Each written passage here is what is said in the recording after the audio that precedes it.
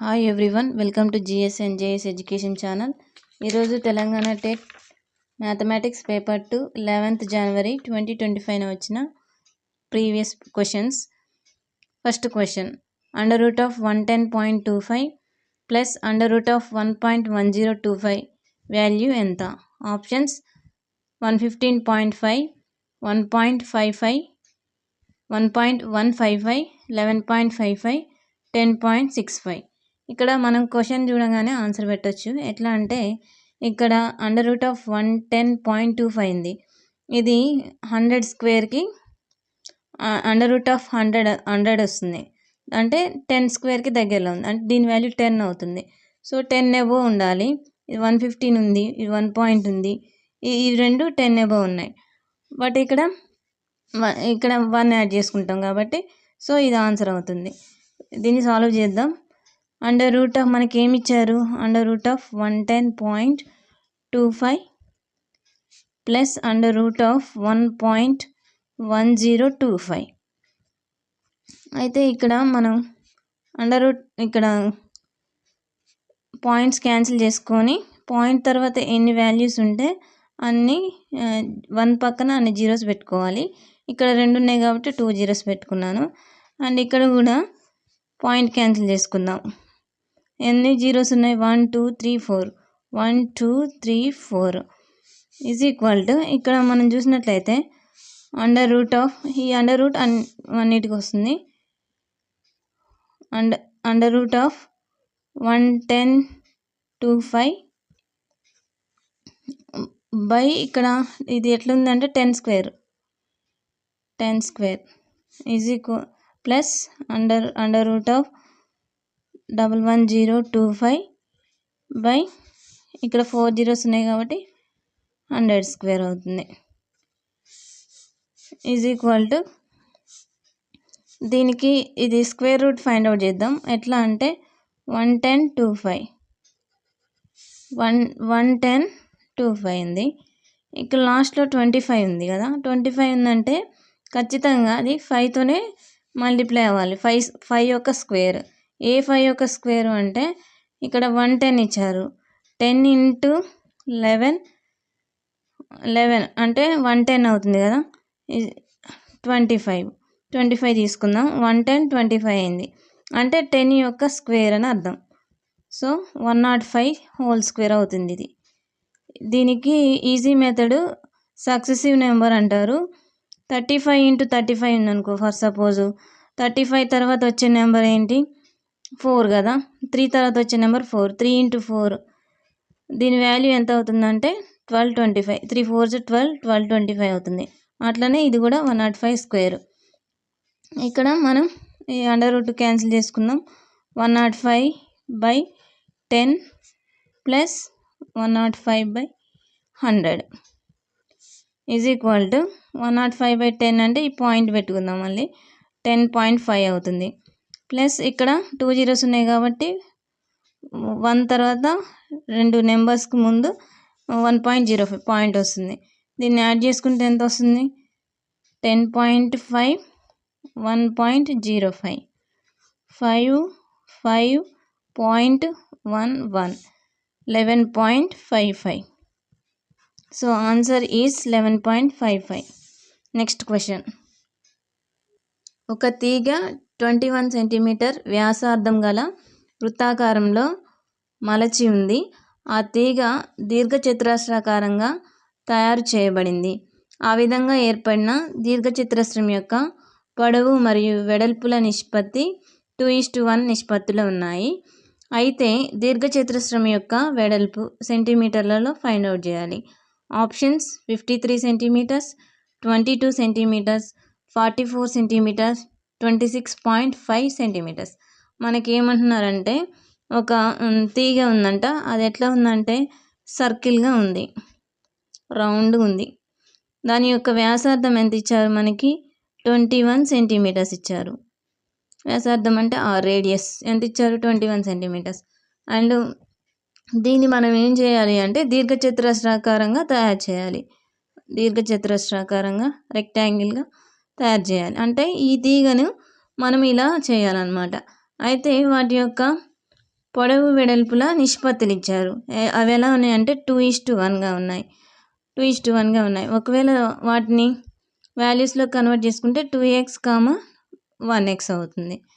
Next మనకి ఏంటంటే అయితే దీర్ఘచతురస్రం యొక్క వెడల్పు ఇది లెంత్, ఇది బ్రెడ్త్ కదా, మనం కనుక్కోవాల్సింది బ్రెడ్త్ కనుక్కోవాలి.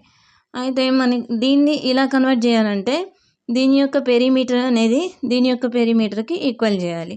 సర్కిల్ యొక్క పెరిమీటర్కి ఫార్ములా అయింది మనకు తెలిసింది 2πr. 2πr is equal to rectangle యొక్క పెరిమీటర్ 2 × l+b. 2 π అంటే మనకు తెలుసు కదా 22/7 r అంటే మనకి ఇచ్చారు 21. r అంటే మనకి ఇచ్చారు 21 ఈజ్ ఈక్వల్ టు 2 × l అంటే 2x ప్లస్ b అంటే x, b వాల్యూ x మనకి ఇక్కడ ఫైండ్ అవుట్ చేసాం. అండ్ 7 1 7 3 ఇక్కడ 2 × 22 × 3 is equal to 2 × 2x plus x ఏమవుతుంది 3x అవుతుంది. 3x ఇక్కడ మనం LHS RHSలో క్యాన్సిల్ చేసుకోవచ్చు, సేమ్ వాల్యూస్ ఉన్నాయి. 2 ఉంది, ఇక్కడ కూడా 2 ఉంది, క్యాన్సిల్ చేసుకోవచ్చు. ఇక్కడ 3x 3 క్యాన్సిల్ అవుతుంది. మనకి రిమైండర్ ఎంత వచ్చింది x ఈజ్ ఈక్వల్ టు 22. మనకు కావాల్సింది ఇదే కదా బ్రెడ్త్, మనకు కావాల్సింది బ్రెడ్త్. సో ఈ బ్రెడ్త్ యొక్క వాల్యూ ఎంత వచ్చింది 22 వచ్చింది. సో వెడల్పు ఈక్వల్ టు 22.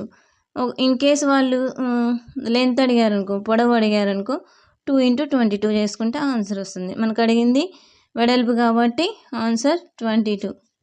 Next question. 3 నాణేలను ఒకేసారి 25 సార్లు ఎగరవేశారు. ప్రతిసారి పడిన బొమ్మల సంఖ్య క్రింది విధంగా నమోదు చేయబడింది. అవి నెంబర్స్ ఇచ్చారు. 2 లేదా 2 కంటే తక్కువ సార్లు పడిన బొమ్మల సంభావ్యత ఎంత? ఆప్షన్స్ 0.72, 0.44, 0.28, 0.56.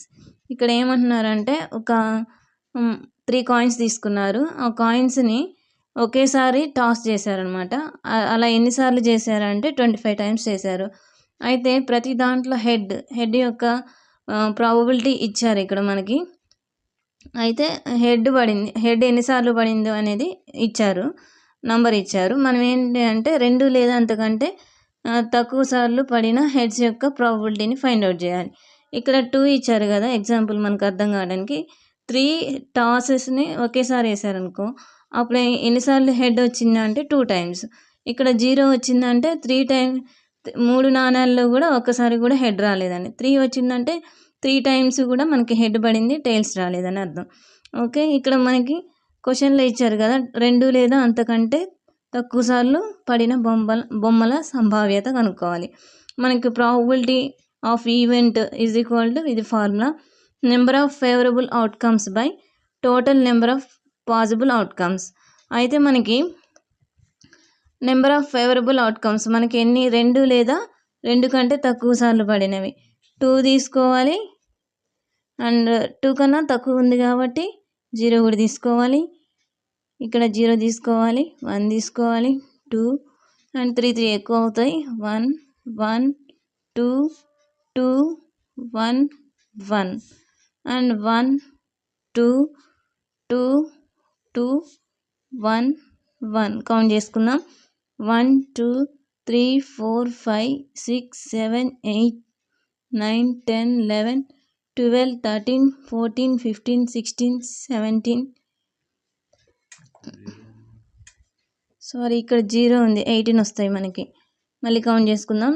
1 2 3 4 5 6 7 8 9 10 11 12 13 14 15 16 17 18 వచ్చినాయి కదా. నెంబర్ ఆఫ్ ఫేవరబుల్ అవుట్కమ్స్ ఎన్ని వచ్చాయి 18 బై మనకి పాసిబుల్ అవుట్కమ్స్ ఎంత క్వశ్చన్లోనే ఇచ్చారు 25. ఇక్కడ ఈజ్ ఈక్వల్ టు దీన్ని డివిజన్ చేస్తే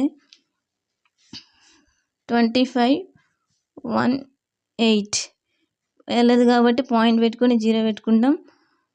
అండ్ 7 25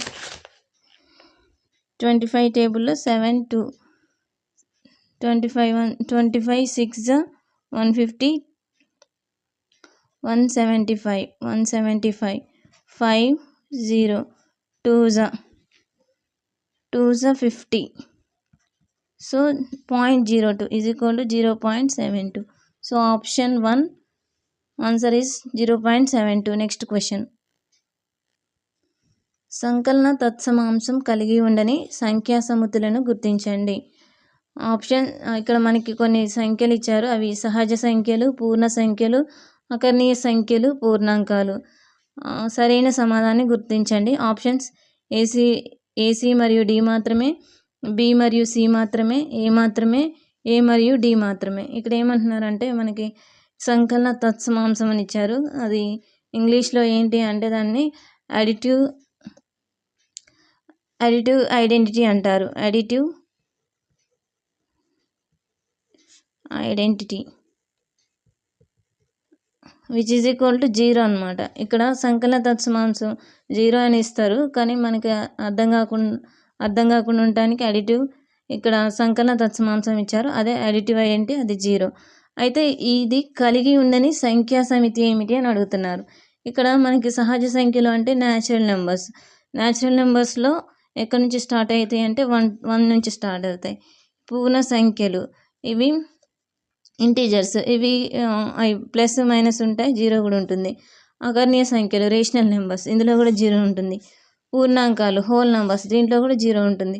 ఇక్కడ కలిగి ఉండనిది అని అంటున్నారు కాబట్టి only option A is right అవుతుంది, natural number set. So option A మాత్రమే సరైంది. Answer is 3. Next please like, share and subscribe. Thank you.